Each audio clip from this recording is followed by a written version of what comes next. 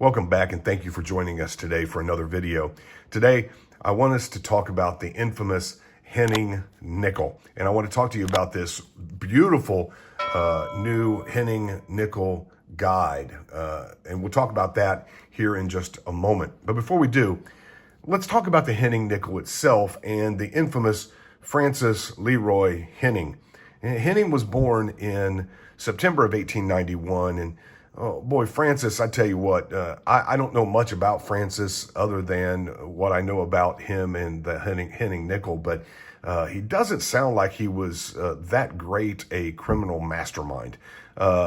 He began his counterfeiting career faking $5 bills. Now, in the late 40s, early 1950s, with the adjustment for inflation, we're talking a $5 bill had the buying power of $100 today. And so this was quite a serious threat and quite a serious entrepreneurial endeavor for Henning.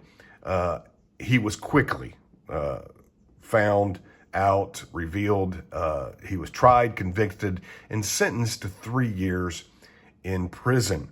Now, the funny thing is that by the end of that 3-year prison sentence, he had already devised a new scheme and decided that he would concentrate on lower denomination coinage for his counterfeiting enterprise.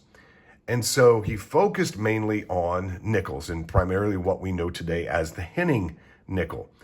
And he produced dies of his own production. He produced dimes and dated them 1939. Now, these are not Henning nickels. I didn't have any here today to show you, but the 39, a 44. Now, there's something special about that we'll talk about in a second.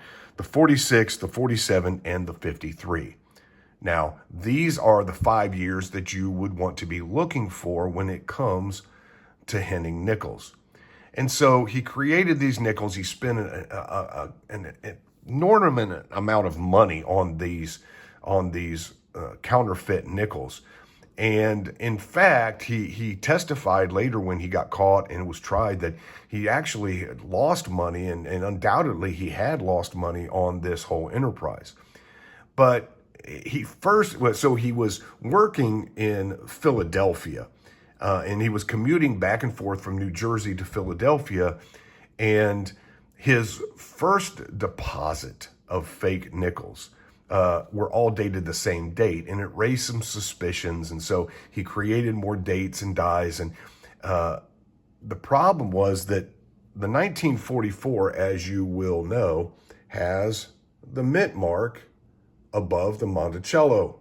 Well, either he didn't know it had the mint mark, or he forgot, or he just wasn't, again, the criminal mastermind he needed to be. So the Henning nickel for 1944, which is a silver wartime nickel, it does not have the mint mark over the Monticello building. And so it was quickly discovered. It wasn't much longer after that there was a bank halfway between his home in New Jersey and his work in Philadelphia, where he was dropping these off at the bank and turning them in on his commute back and forth. Tellers soon began to notice they had counterfeit nickels, and he was quickly arrested.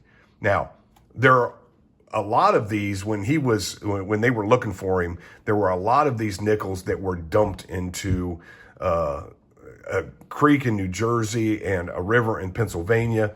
Many of those were recovered, but there's still a lot of these nickels out there, and they today are worth some money, and they are highly collectible.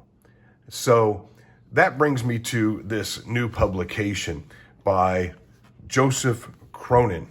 It is the Henning Nickel Collector's Guide, an in-depth look at tips and diagnostics to help you authenticate Henning's counterfeit and valuable Jefferson nickel.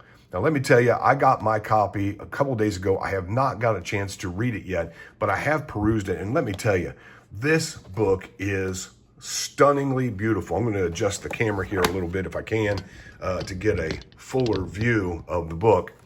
And if you'll notice here, I mean, the production of this publication is absolutely astounding. It is high quality, glossy, heavy paper material. It is filled with full color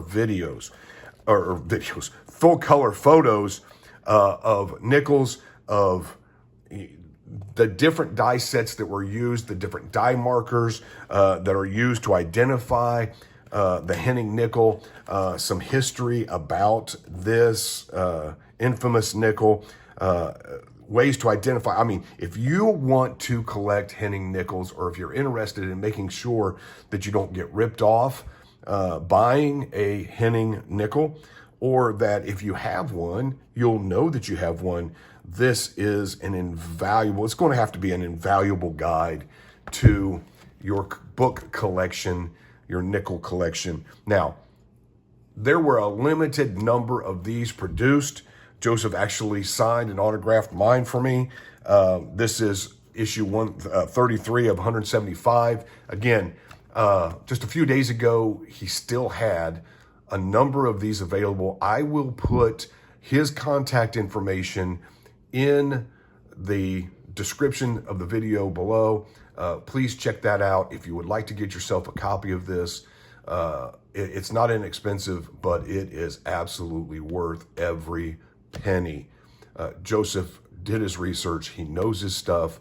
He's got a couple different Facebook groups that you can join. But again, I'll put that information in the description below. What about you? Do you like Henning nickels? Have you ever found any? What are your thoughts on this video? Did you find it interesting?